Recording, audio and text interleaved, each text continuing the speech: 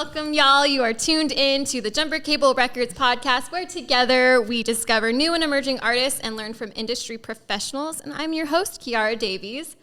I cannot wait to get into today's show. We have the absolute pleasure and privilege to sit down with one of Nashville's up-and-coming forces to be reckoned with.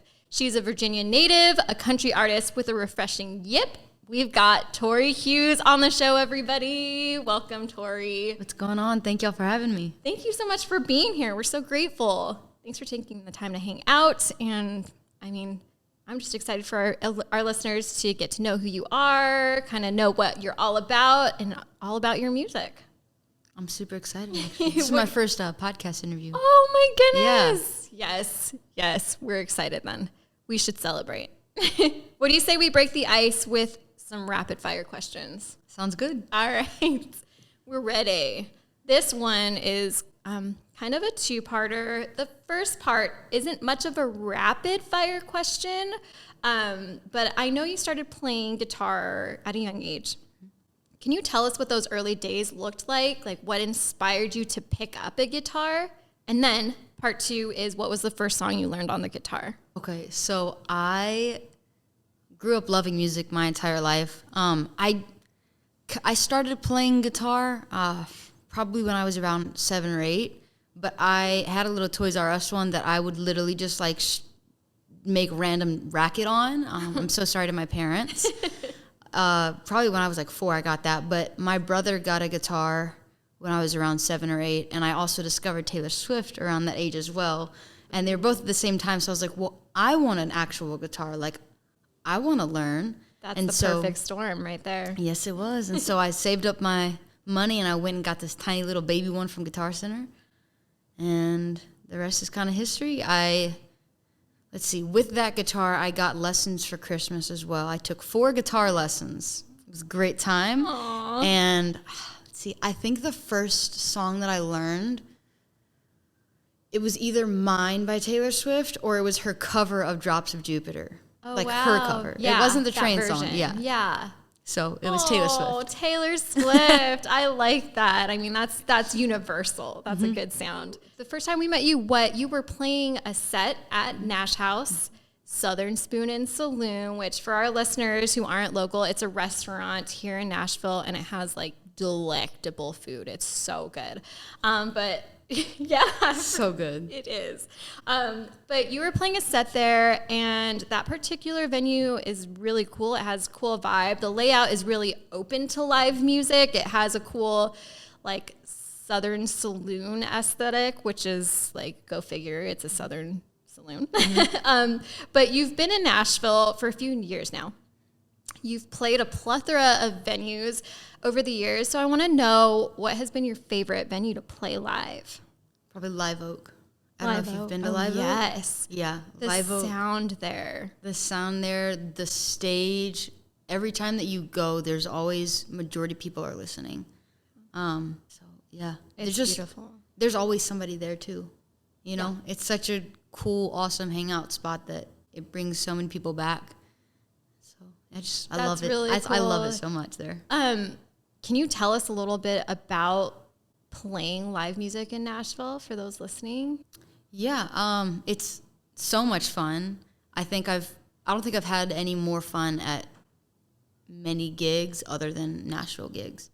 There's something, people go to Nashville mainly for the music. Mm-hmm. And so instead of fighting with the crowd's attention and everything, or they're not being music lovers, pretty much everybody that you encounter in the audience is going to be a music lover. That's true, yeah. So they all sing along and they all clap and they're interactive and they request songs or they love your songs and they come up and they tell you that they love your songs. And it's a whole other experience. That is really special. I will say, growing up in a bigger city in LA, like, you don't get that kind of community, that rallying everywhere you go. Mm-hmm. But it is, honestly, so Dallin, who's behind the camera today, and we have had the privilege to witness that spark that you, Tori Hughes, have playing and performing live. It's really just an awesome thing to witness. I want to know more about that. So Who are some of your earliest influences? Who gave you the real push to pursue music and to come here to Nashville specifically? So earliest influences, probably old Shania. My dad and my mom love Shania so much. But the biggest one is going to be Taylor Swift. Aww. She was the reason that I discovered Nashville. When I was 7 or 8, I became like an obsessive fan of her. I'm not ashamed to say it. We all are a little bit. Yeah, exactly. Everyone's a little bit of a Swiftie. Yeah. And I was like, well, she got discovered in Nashville. I want to go to Nashville. That's where you go for music. Well, I want to go there. And I tried to convince my parents. I was like, can we move to Nashville? Can we move to Nashville? Every time, no. And so when it was time for me to go off to college, they were like, what are you thinking about studying? Where are you thinking about going? And I was like, I want to go to Nashville. Oh, I love that. And here I am. My mom actually over quarantine, so I graduated high school in 2020. And when the world was shut down and I wasn't actually going to school anymore, my mom was going through a bunch of stuff in the house, and she found a journal from my 4th grade English class, and there was an entry in it that said, the question, I guess, was like, where do you want to go to college, like different things. And in there it said, I want to go to college in Nashville, Tennessee. Oh. So she was like, even in 4th grade, like you knew you were going to end up there.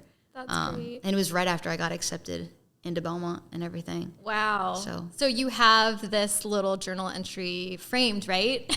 No, it's not framed. Mom has it. She's holding on to it. I do need to frame it. That's really sweet. I need to get her to send it over to me.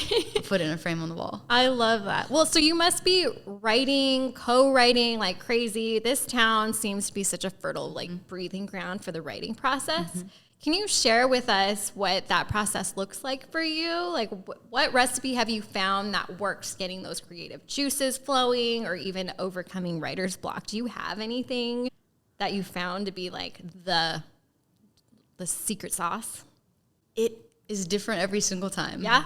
The biggest thing for me is honestly, after writing with certain people and going to certain rounds and seeing other writers in town, there are definitely certain writers that you come up with certain ideas and you're like, this writer would kill it. Mm-hmm. And so I guess part of the secret sauce, I guess you could call it, is kind of, it's watching other people. It's listening to who is putting out what, whose writing style is what, and catering it to that.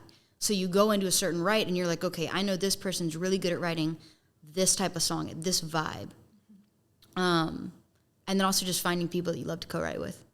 That's great. Yeah, you've got to find, the people who align with what feels right with your style. Mm-hmm. That's very cool. And the rest just kind of comes. I know many of our listeners are creative people who are doing multiple things at once. You know a little bit about that. You're balancing school. Like you said, you're a student at Belmont University. You're balancing school while performing most nights of the week, while creating music, while recording, writing, all this stuff. What are some hard rules or boundaries that you keep to be able to do that? Pretty much telling myself, and this is something that I've really had to work on recently especially, is telling myself, like, I may not want to get up and do a specific thing, but 2 years ago, this is exactly where I wanted to be.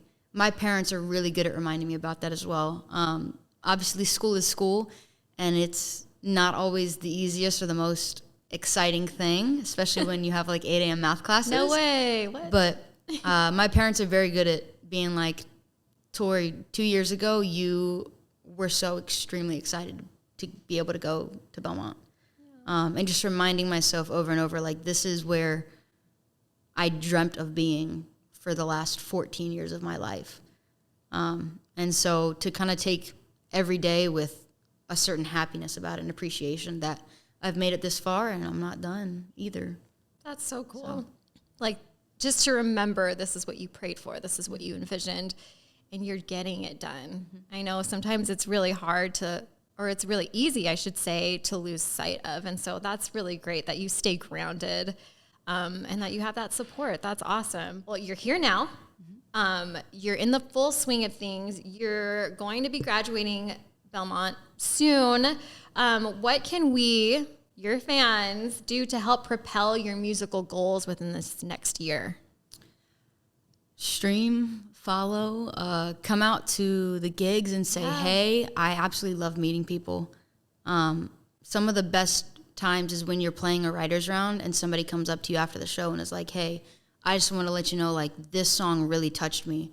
Because that's ultimately what we do it for. We do it for everybody else. We do it for ourselves, but a lot of it is for other people. And so just reaching out honestly keeps artists and songwriters motivated to know that what they're doing, not only for themselves, but for other people, is actually working. It is touching people, and it's helping people heal, and it's helping people feel things that they may not feel without it. So when this episode airs, you will have a debut single too soon. It'll be out. Can you tell us the story behind this incredibly beautiful, like, heart-wrenching song? So I wrote it with two guys, Cody Kelly and Patrick Carpenter, and it was the first time Cody and Patrick met, actually. I had written with both of them before, but I was like, I think the three of us would have really, really good chemistry. And so we scheduled a write, we went into the write, and all of us were like, cool, so who has an idea? And Cody was actually the one who came up with the idea. He was like, so I have this idea, but it has to be written right. But it's, the hook of it, it's talking about like it's talking about a dog, but it's like, oh, this happens too soon. Like, I remember this happening and I can't get over this because good dogs die too soon. And Patrick and I were like, let's do it. Like, let's do it. And Cody came up with the first line, and then we rolled with it, and it came out like butter. Like, it was. Oh, I like that. It's one of those songs that it just flowed out, and I'm so incredibly grateful that it did, because it's one of my favorite songs that I've ever written. And it's beautiful. It's like one of my favorite songs that I've ever heard. Well, so thank you. I appreciate that. It's gorgeous. I'm sure the boys will appreciate that as well. Yeah. This is, like I said, your debut single. This is huge. This is a big milestone, it's a big deal.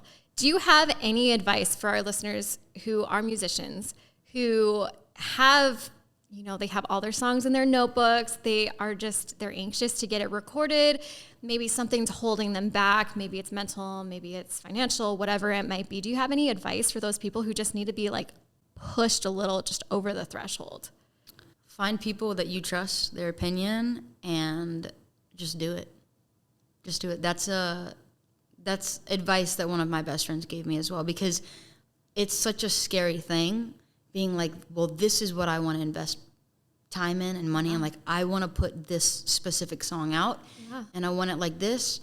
And I thankfully had a group of friends around me who they did believe in me, and they believed in the song, and they were like, look, like, this is a really good song, you need to put it out. And it was people coming up to me. When people start letting you know, or you see reaction from anybody, that's a really good sign, because that means that it's doing what it's supposed to. So just jump off the deep end. It's a very scary thing, but put the time into it, put the money into it, and just give it your all, and think about it, but don't think about it too much. That's kind of all I got to say about that, I guess. Great. That's great, because it's always going to be scary no matter when you do it. And so just remember that it's an investment. Like you're saying, like, do it. It's going to be worth it. Bet on yourself. That's awesome. That is awesome. All right, Tori, can you give us the handles? Like, where can our listeners follow you, connect with you, see you live? You can find me on all social media platforms at Tori Hughes Music. You can also find me on my website, ToriHughesMusic.com, where I have all upcoming show dates. I'll have stuff about Too Soon on there. Yes. By the time this video airs, by the time the episode's out. You all can go check it out by now. Yeah, so go check it out. But you can also go on there and you can subscribe to my newsletter so you can get updates about certain things. I'll just say hey every once in a while. But that's kind of where it's at. You've all just discovered country artist Tori Hughes on the Jumper Cable Records podcast.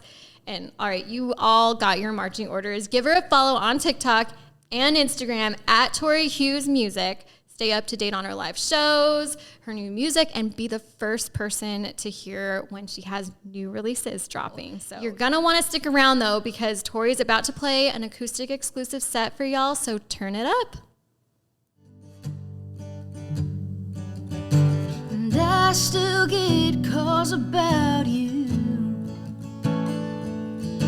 reminding me of all that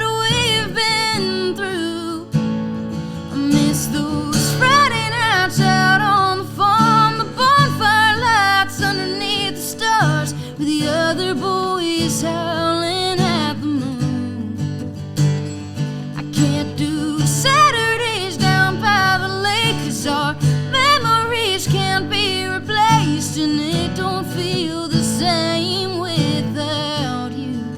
I guess what everybody says is true, the good dogs die too soon.